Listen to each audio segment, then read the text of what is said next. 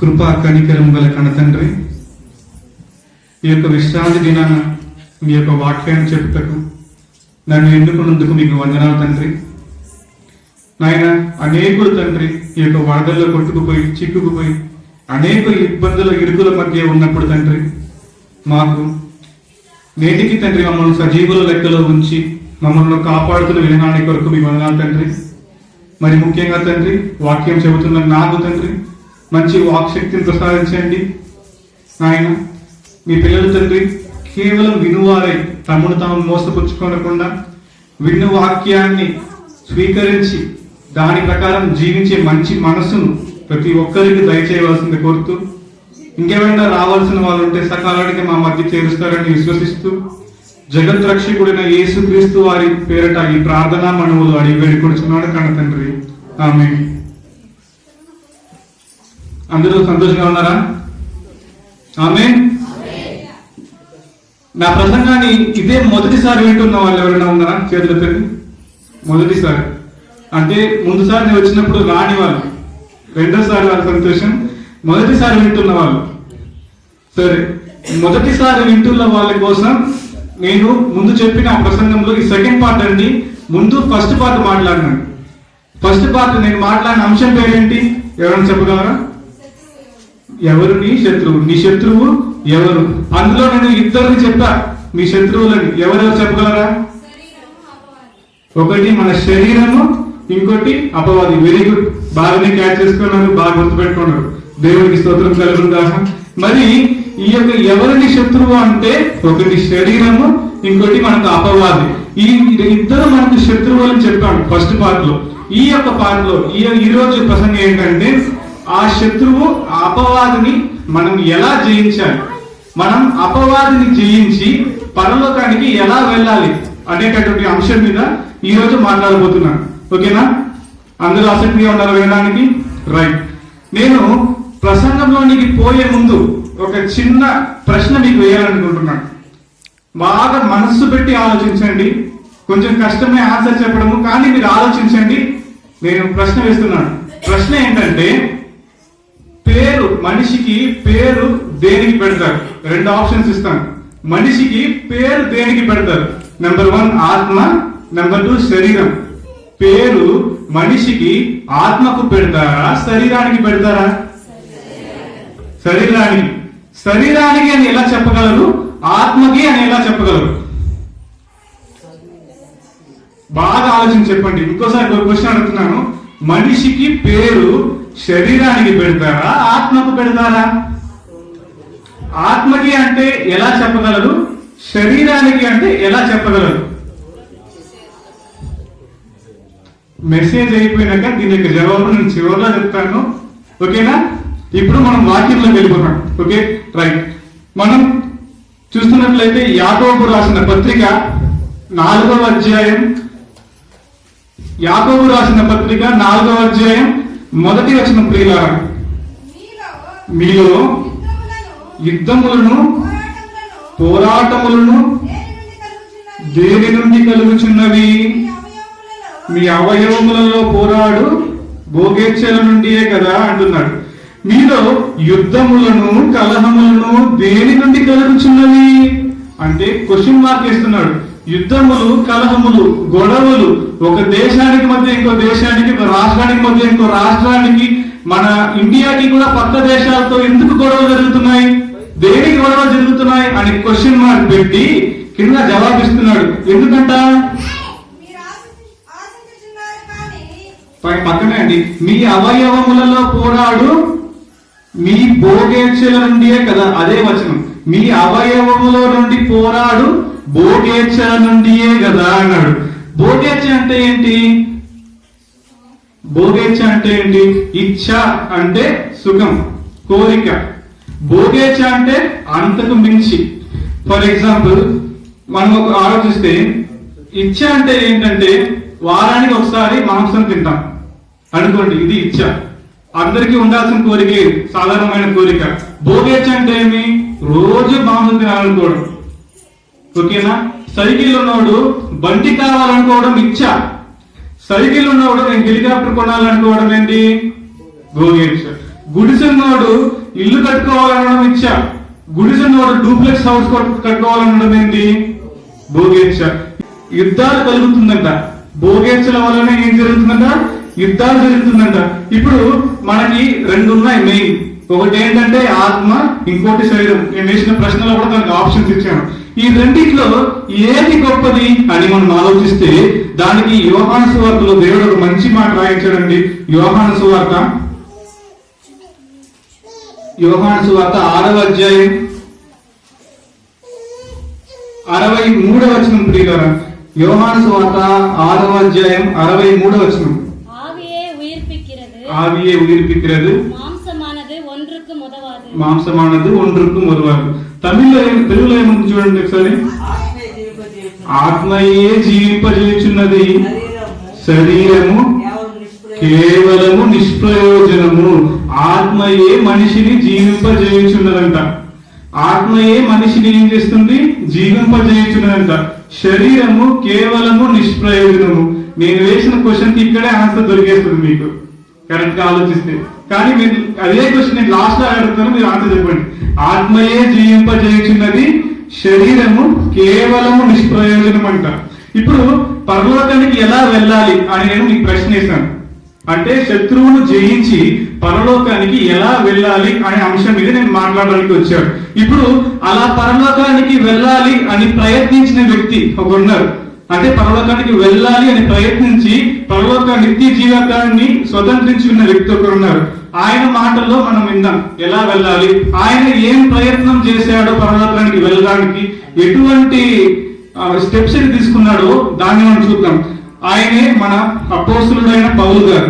ఆయన రాయిస్తూ ఏమంటున్నాడంటే, కొరింథీయులకు రాసిన మొదటి పత్రిక 9వ అధ్యాయము, కొరింథీయులకు రాసిన మొదటి పత్రిక, అపోస్తలుడైన పౌలు రాయిస్తున్న కొరింథీయులకు రాసిన మొదటి పత్రిక 9వ అధ్యాయము వచనములు 26, 27. కాబట్టి నేను గురి చూడని వాని వలె పరిగెత్తు వాడను కాను. చాలండి. నేను గురి చూడని వాని వలె పరిగెత్తు వాడను కాను అంటున్నాడు. అంటే ఒక టార్గెట్ లేకుండా ఏదో వచ్చినామా, ఏదో బతికినామా, ఏదో సచ్చినామా, ఇట్లా ఉండే బతుకైతే నాది కాదు బిడ్డ. నాది ఎలాంటి బతుకు అంటే ఒక టార్గెట్ ఉంది, నాకు ఒక గురి ఉంది, ఈ గమ్యం ఉంది, ఈ గోల్ నేను అచీవ్ చేయాలి, నేను దాన్ని సాధించుకోవాలి. అలాంటి బతుకు బతకడానికే నేను ఈ భూమి మీదకి వచ్చాను అంటున్నాను మహానుభావుడు పౌలు గారు. కింద చదవండి. ఇంకా గాలిని కొట్టినట్లు నేను పోట్లాడటం లేదు గాని ఒకవేళ ఇతరులకు ప్రకటించిన తరువాత నేనే భ్రష్టుడనైపోదునేమో అని నా శరీరమును నలగొట్టి దానిని లోపరచుకొనుచున్నాను. ఇక్కడ గాలిని కొట్టినట్టు నేను పోట్లాడటం లేదు గాని అంటున్నాడు. అంటే గాలిని కొట్టడం అంటే ఏంటి? ఇట్లా మీరు గాలిని కొట్టండి, గాలి చిక్కుతుందా, నీకు దెబ్బ తగులుతుందా? అదే ఇట్లా కొట్టండి, మీకంటే దెబ్బ తగులుతుంది, దీనికి సౌండ్ వస్తుంది. గాలిని కొట్టిన సౌండ్ వస్తుందా? మన వేల సందులో దూరం వెళ్ళిపోతుంది గాలి కదా. మరి గాలిని కొట్టడం అంటే ఏంటి? వేస్ట్. అది ఒక వేస్ట్ ప్రాసెస్. దానివల్ల ఎటువంటి ఉపయోగం లేదు, దానికి ఉపయోగం లేదు, మనకు ఉపయోగం లేదు. కనుక గాలిని కొట్టినట్టు నేను పోట్లాడటం లేదు గాని ఒకవేళ ఇతరులకు ప్రకటించిన తరువాత, అంటే సంఘంలో ఉన్న అందరికీ ప్రకటించిన తరువాత, అందరికీ నీతి వాక్యాలు, అందరికీ సువార్త చెప్పేసిన తరువాత నాలో ఏమైనా లోపం వచ్చి నేను భ్రష్టుడనైపోతునేమో అని, నేను చెప్పిన మాటలు నేను పాటించుకోకుండా పోతానేమో అని ఏం చేస్తున్నారంటే పౌలు గారు ఏం చేస్తున్నాడు? శరీరము నలగగొట్టి దాన్ని లోపరచుకొనుచున్నాను అంటున్నాడు. శరీరాన్ని ఏం చేస్తున్నాడంట? నలగొట్టుకుంటున్నాడు. నలగొట్టుకోవడం అంటే ఏంటి? కింద ఒక రాయి పెట్టి, పైన చెయ్యి పెట్టి, ఇంకో రాయి పెట్టి దమా దమా దమా గుద్దుకోవడమా నలగొట్టుకోవడం అంటే? నిజంగా అంటే ఒక సినిమా కూడా తీశాడు 1990s లో, డావిన్సీ కోడ్ అని, ఇంగ్లీష్ కూడా తీశాడు డావిన్సీ కోడ్ అని. అందులో ఒక సన్నివేశం ఉంటుంది, ఇంగ్లీష్ సినిమా, హాలీవుడ్ మూవీ. అందులో సన్నివేశం ఏంటంటే, ఒక విశ్వాసి వారం వారం చర్చికి వస్తాడు, వచ్చి షర్ట్ ఇప్పేసి ఆడ తగిలించేసి కొరడా తీసుకొని, కొరడా తెలుస్తుంది మీకు, యేసుక్రీస్తు కొట్టారు కొరడా. ఆ కొరడా తీసుకుని సౌక్ దాన్ని తీసుకొని దమ్మ దమ్మ అని కొట్టుకునేవాడంట. బాగా వాతలు లేసిపోయేటట్టు రక్తం వచ్చేటట్టు కొట్టుకొని మళ్ళీ షర్ట్ వేసుకుని ప్రార్థన చేసేవాడంట. దేవా నా శరీరాన్ని నలగొట్టుకున్నాను అని ప్రార్థన చేసి వెళ్ళిపోయాడంట.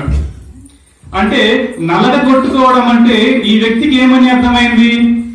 మన శరీరాన్ని గాయపరచుకోవడం అని అర్థమైంది. ఓకేనా? కానీ వాస్తవంగా నలగొట్టుకోవడం అంటే ఏంటో ఇప్పుడు నేను మీకు చెప్తాను. మళ్ళీ నలగొట్టుకొని దానిని లోపరచుకొనుచున్నాను అంటాడు. లోపరచుకోవడం అనే మాట మనకి ఒక ఉదాహరణ చెప్తాను చూడండి.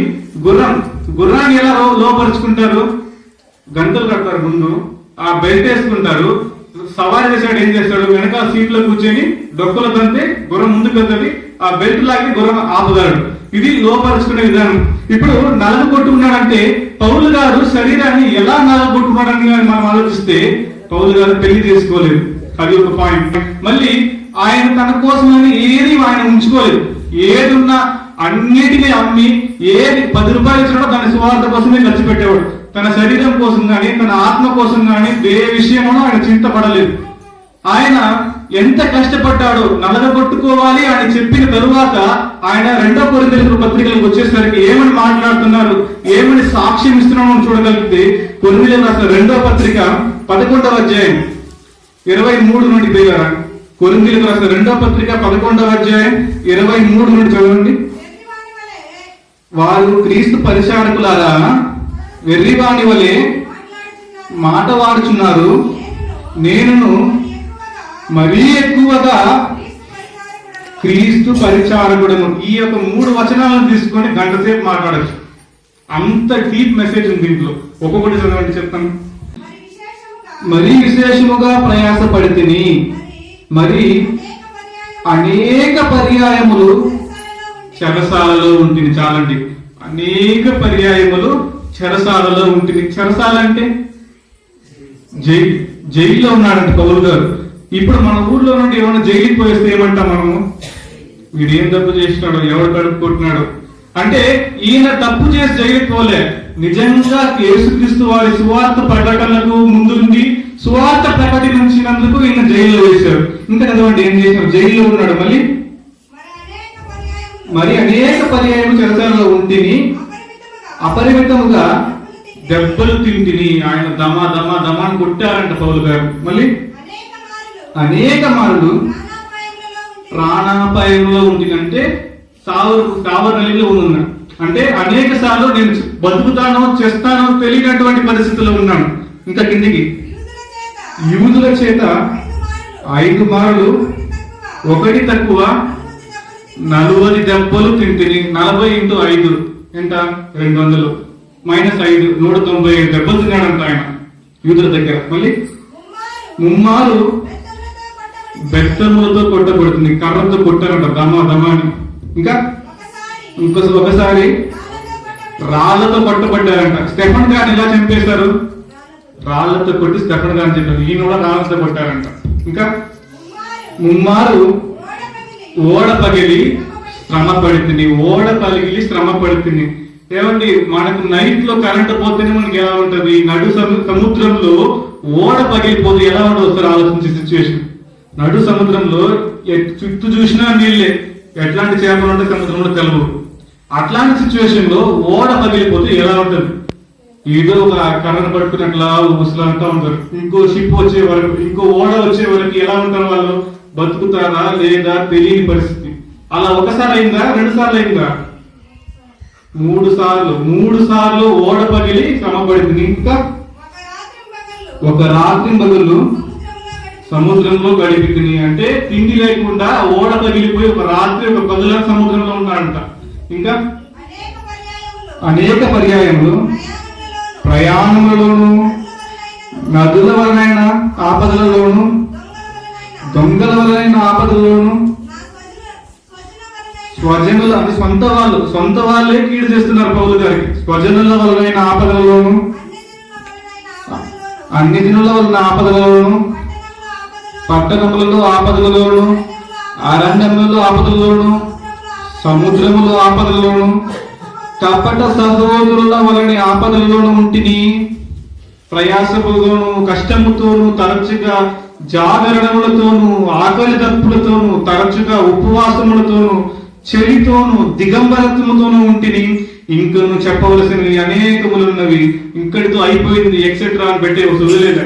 ఇక్కడితో అయిపోయింది ఫుల్ స్టాప్ పెట్టి వదిలేయలే. ఇంకను చెప్పవలసినవి ఏమనుంది? అనేకములుంది. ఇప్పుడు మనం 5 వర్షాలు చదవడానికి మనకి ఇంతసేపు పట్టింది. 3 వర్షాలు చదవడానికి ఇంతసేపు పట్టింది. ఇంకటితో ఫుల్ స్టాప్ పెట్టేలే. చెప్పాల్సింది ఉంటే ఆయన చెప్పుకుంటూ పోతాడు.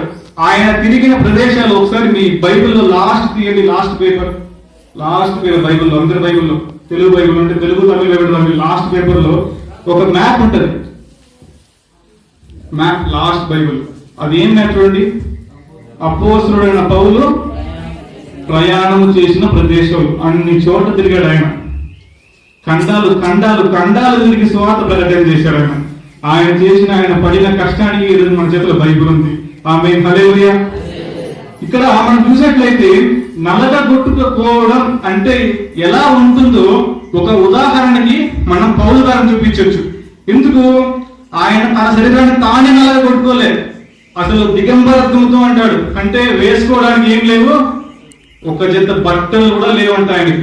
అంత కష్టపడ్డాడంట, అంతగా శరీరం నల్లగొట్టుకున్నాడంట, అంతగా దేవుని కోసం ప్రయాసపడ్డాడంట. అంటే నల్లగొట్టుకోవడం అంటే ఏంటి?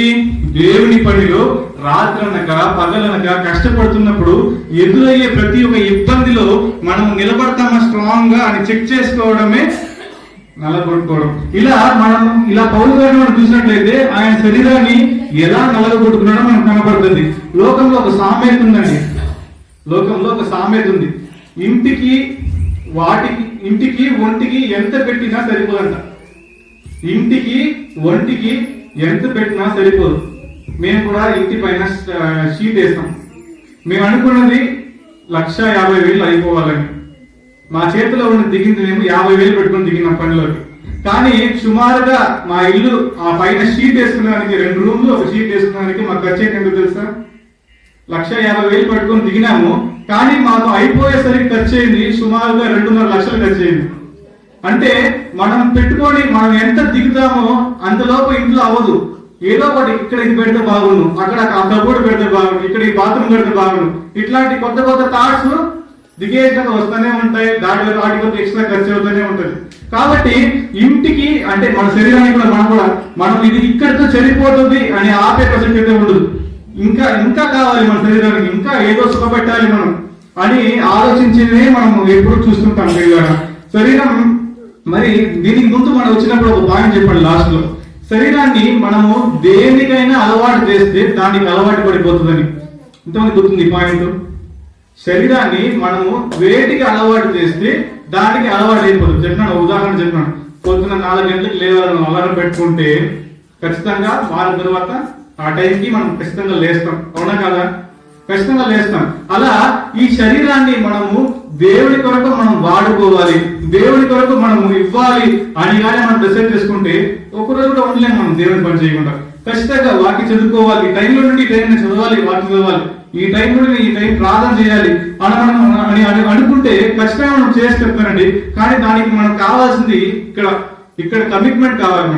మన హృదయంలో మనం ఖచ్చితంగా ఇది చేయాలి, మనము దేవుడి కోసం ఖచ్చితంగా బ్రతకాలి, మన నిత్య జీవితాన్ని చేరుకోవాలి అని మనము ఫిక్స్ అయ్యి మనం చేసినట్లయితే ఖచ్చితంగా మనం దేవుడి పని చేయగలమండి. ఇంకా మరొక రెఫరెన్స్ చూసినట్లయితే రోమియోలకు రాసిన పత్రిక 6వ అధ్యాయం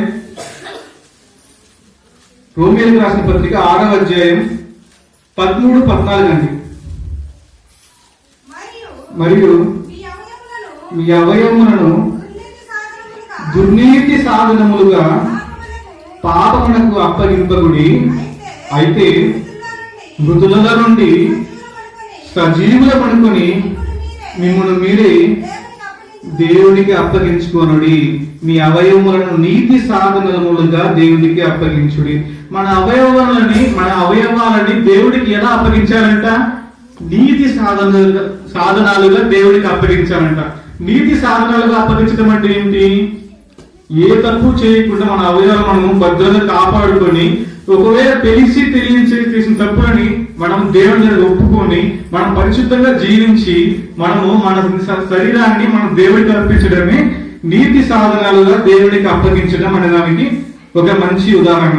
మరి ఇంకో మంచి రెఫరెన్స్ చూసినట్లయితే గలతీయులకు రాసిన పత్రిక 5వ అధ్యాయం, గలతీయులకు రాసిన పత్రిక 5వ అధ్యాయం 17వ వచనం.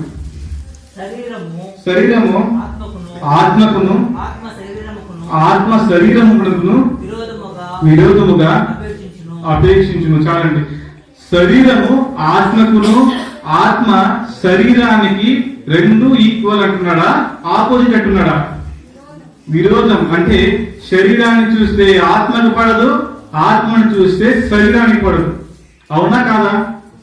మనము శరీరాన్ని గురించి ఎక్కువ ఆలోచిస్తాం. మీరు ఈ లోకంలో ఏ వస్తువు అయినా కొనండి, మీరు ఇప్పుడు ఎగ్జాంపుల్ మీరేమో చెప్పండి, ఏ వస్తువు కొన్నా ప్రతి వస్తువు శరీరానికి కోసమే కొంటాము. అవునా కాదా? ఆలోచించండి. ఒక బండి శరీరం కోసం, మొబైల్ ఫోన్ శరీరం కోసం, ఒక వాచ్ శరీరం కోసం, షర్టు శరీరం కోసం, ఇంకేమన్నా చెప్పండి మీరు. ఏదైనా సరే మనం కొనే ప్రతి వస్తువు కూడా శరీరం కోసమే కొంటాం. కానీ మనం ఆత్మ కోసం ఖర్చు పెట్టే సమయం ఎంత తెలుసా? ఇలా ఆదివారం గంట సేపు, వారానికి గంట సేపు. పోయిన వారం కూడా లేదనుకుంటా. పోయిన వారం వచ్చారా? పోయిన వారం ఓకే, వచ్చింటే దేవుడికి తీసుకొస్తాం. మరి శరీరాని కోసం మనం ఖర్చు పెట్టే సమయం ఎంత? గంట సేపు. అది కూడా కొంతమంది కొట్టేసే వాళ్ళు ఉన్నారు. అవునా కదా?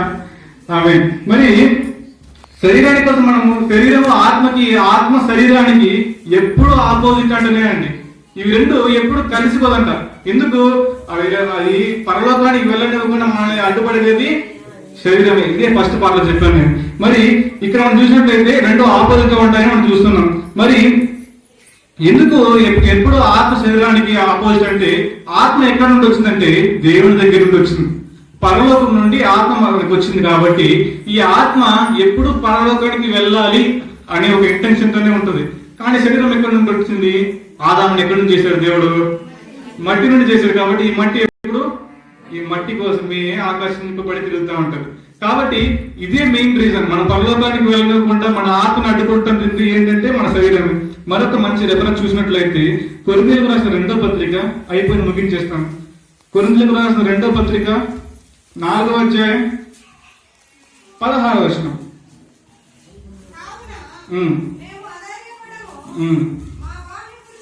మా బాహ్య పురుషుడు కృషించుచున్నను, ఆంతర్య పురుషుడు దినదినము నూతన పరచబడుచున్నాడు. బాహ్య పురుషుడు, ఆంతర్య పురుషుడు. ఇక్కడ మాట్లాడుతుంది ఏటి గురించి? బాహ్య స్త్రీ, ఆంతర్య స్త్రీ అనే లేదు. ఎందుకు? బాహ్య పురుషుడు అంటే మనకు కనిపించే ఈ పురుషుడు. ఆత్మకి లింగం అనేది ఉండదు. ఆత్మ ఏకరీతిగా ఉండదు. దేవుడు అంటే ఒకరే, ఆయనకి లింగం ఉండదు. పురుషుడు, స్త్రీ అనే లింగం ఉండదు. మనకు బాహ్య పురుషుడు అంటే మనకు కనిపించే ఈ పురుషుడు. బాహ్య పురుషుడు ఏమవుతున్నాడంట? కృషించిపోవచ్చుండడు అని ఉంది. బాహ్య పురుషుడు కృషించిపోవచ్చున్నాడంట. ఈ మాటలు రాయిస్తున్నది సాక్షాత్ పౌలు గారు. పౌలు గారు తన శరీరం గురించి, తన ఆత్మ గురించి మాట్లాడుతున్నాడు. తన బాహ్య పురుషుడు కృషించిపోవచ్చున్నాడంట. మరి ఆంతర్య పురుషుడు ఏమవుతున్నాడు? దినదినము నూతన పరచుచున్నాడు అంటున్నాడు. అంటే బాహ్య పురుషుడు అంటే ఆయన అనేక చోట్లకు సువార్త కోసం వెళ్ళి సువార్త చేస్తున్నప్పుడు ఆయన పైన ఉన్న శరీరం అనేది తయారైపోతుందంట. ఆయన శరీరం అనేది ఆయన బాహ్య పురుషుడు అంటే ఇంకా నా వల్ల కాదు అని ఆయన అనుకునేటప్పుడు లోపల ఉన్న ఆంతర్య పురుషుడు ఆత్మ ఏమంటున్నాడంట? దినదినము నూతన పరచబడుచున్నాడంట. అంటే రోజు ఇంకా చెయ్యాలి దేవుడి పని. అది చెప్పాను ఇంతసేపు. మనము మన ఆత్మని, మన శరీరాన్ని దేనికి అలవాటు చేస్తామో దానికి అలవాటు అవుతుందని చెప్పారు. కాబట్టి మన బాహ్య పురుషుడు కృషించిపోతున్నా కూడా మన ఆంతర్య పురుషుడు ఎలా ఉంటాడంట? దినదినము నూతన పరచబడుచున్నాడు అంట. మరి కింద మరొక వచనం, 17వ వచనం, మేము దృశ్యమైన వాటిని చూడక అదృశ్యమైన వాటిని నిదానించి చూస్తున్నాము గనుక. చాలండి. మేము దృశ్యమైన వాటిని చూడక. ఎందుకయ్యా పరలోకంలో అపోస్తులు వెళ్ళిపోయారు త్వరగా, ఎందుకు మనం వెళ్ళలేకపోతున్నాము అని మన మెదడులో మనం క్వశ్చన్ మార్క్ వేసుకుంటే దానికి ఆన్సర్ ఏమంటున్నాడు పౌలు గారు అంటే, వాళ్ళు ఏం చేస్తారంట? దృశ్యమైన వాటిని చూడక అదృశ్యమైన వాటిని నిదానించి చూస్తున్నాము అంటారు. దృశ్యమైన అంటే ఏంటి? దృశ్యం అంటే సినిమా కాదు. దృశ్యమైన అంటే ఏంటి? కనిపించేది. మనిషి కళ్ళకు కనిపించేవి. మనిషి కళ్ళకు కనిపించే వాటిని అంత డీప్ గా చూడరంట అపోస్తులు. నువ్వు పెద్ద డూప్లెక్స్ హౌస్ ఉన్నా అది వాళ్ళకి పెంటకు సమానమే. ఓకేనా? పెద్ద డూప్లెక్స్ హౌస్ ఉన్నా, పెద్ద మంచి కారు ఉన్నా, అది కూడా వాళ్ళకి పెంటతో సమానమే. ఇలా కనిపించే వాటిని వాళ్ళు దృశ్యమైన వాటిని చూడగా వాటిని అంతగా పట్టించుకోరంట. అదృశ్యమైన అంటే ఏంటి? కనిపించేది అంటే పరలోకం, నరకం. తన మరణం తరువాత 60-70 ఏళ్ల తరువాత వాళ్ళ మరణానంతరం వచ్చే ఆ జీవితాన్ని వాళ్ళు నిదానించి చూస్తున్నారంట. అందుకే ఆ యొక్క జీవితం కొరకు వాళ్ళు ప్రయాసపడుతున్నారు. ఆ యొక్క జీవితానికి అనేకులను నడిపించడానికి వాళ్ళ ప్రయాస, వాళ్ళ కష్టం అంతా. అందుకే వాళ్ళు త్వరగా పరలోకానికి వెళ్ళడానికి వాళ్ళకి ఎంతో ఆస్కారం ఉంది. మరొక మంచి రెఫరెన్స్ అంటే లాస్ట్ రెఫరెన్స్ ముగించుకుంటాము. పేతురు రాసిన మొదటి పత్రిక 4వ అధ్యాయం. పేతురు రాసిన మొదటి పత్రిక 4వ అధ్యాయం 1-2 వచనాలండి.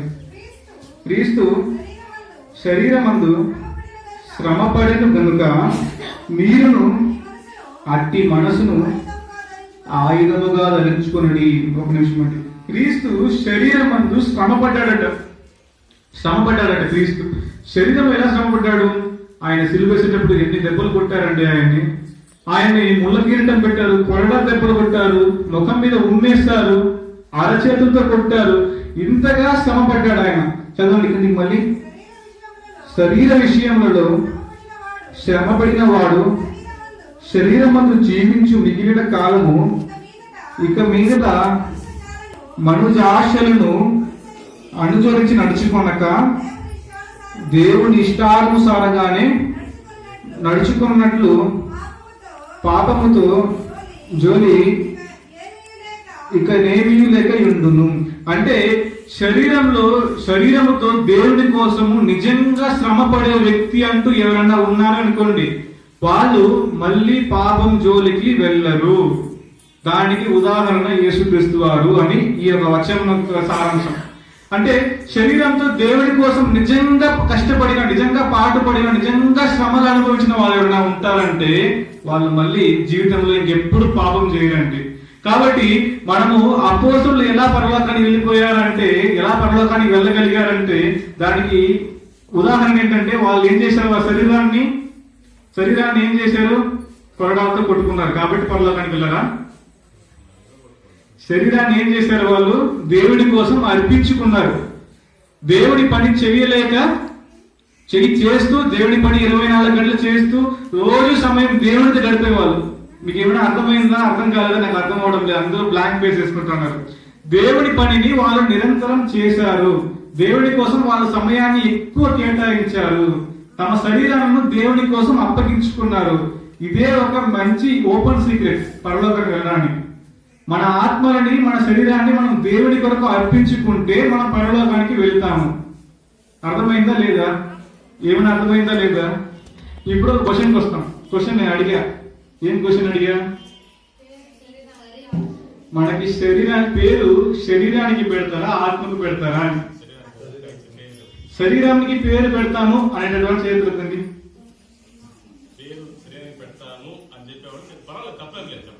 నేను ఆన్సర్ చెప్తాను లాస్ట్.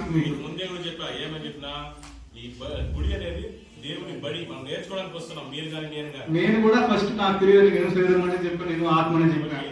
కాబట్టి ఆన్సర్ తెలుసుకోవాలి. ఏదో ఒకటి, రెండిట్లో ఒకటి కరెక్ట్ ఆన్సరే. ఏది కరెక్ట్ ఆన్సర్? శరీరమా, ఆత్మ? శరీరం అనేవా చేతులు ఎత్తండి. సరే, ఆత్మ అనేవా చేతులు ఎత్తండి. సరే, ఆత్మ అని చెప్పేవాళ్ళు ఎలా ఆత్మ అంటున్నారు చెప్పండి ఒకసారి. ఓకేనా? శరీరం కేవలం నిష్ప్రయోజనం. నిన్న చెప్పాను కదా, మా ఫ్రెండ్ వాళ్ళ తండ్రి గారు చనిపోయారని. ఒకవేళ అదే సిచ్యువేషన్ ఉదాహరణ చెప్తాను.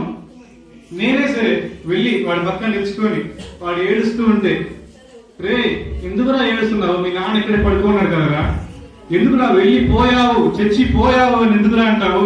ఈడ పడుకున్నాడు కదా మీ నాన్న అంటే ఏమంటాడు? ఈడ పడుకున్నాడు కదా మీ నాన్న, లేపురా మీ నాన్న, ఎందుకురా వెళ్ళిపోయాడు అంటావు? ఈడేమన్నాడు కదరా అంటే ఏమంటాడు? అంత కోపం ఉన్న 2 లాగడు లేచి, అంత దుఃఖం ఉన్న లేచి రాగడు, వెళ్ళిపోతాడు. ఏమో నీకు మెంటల్ గింటలు పడిందని అన్నాడు, ఖచ్చితంగా అంటాడు. ఇప్పుడు చెప్పండి, పేరు దేనికి పెడతారు? ఆత్మకి. పేరు ఆత్మకి పెడతారు. ఒక దానికి మంచి ఉదాహరణ ఇంకో ఉదాహరణ చెప్తాను చూడండి. మనం బ్రతికున్నంత వరకు మనల్ని పేరు పెట్టి పిలుస్తారు. ఒకవేళ మనం చెట్టుకొని ఏమంటారు? మన వాళ్ళే మాట్లాడుకుంటూ ఏమంటారు? పలానా పేరు పెట్టి పిలుస్తారు. లేకపోతే బాడీ ఎప్పుడు వస్తుంది, బాడీని ఎప్పుడు లేపుతారు, బాడీని ఎప్పుడు అడగం చేస్తారు, ఇట్లా అంటారా? ఇట్లాంటి మాటలు వినపడతాయి మనకి. మనల్ని పేరు పెట్టి పిలిచేవారు ఉంటారు చచ్చిపోయాక ఉండరు. కాబట్టి ప్రియులారా, ఎవరిని శత్రువు అనే దాన్ని బట్టి మీకు అర్థమని అనుకుంటున్నాను. మరి ఆ శత్రువుని జయించి ఎలా పరలోకానికి వెళ్ళాలి అని చెప్పినందుకు మీకు అర్థమైందని అనుకుంటున్నాను. మరి మీరు జయిస్తారని విశ్వసిస్తూ నా ఈ మాటలు ముగిస్తున్నాను. అందరికీ ధన్యవాదాలు.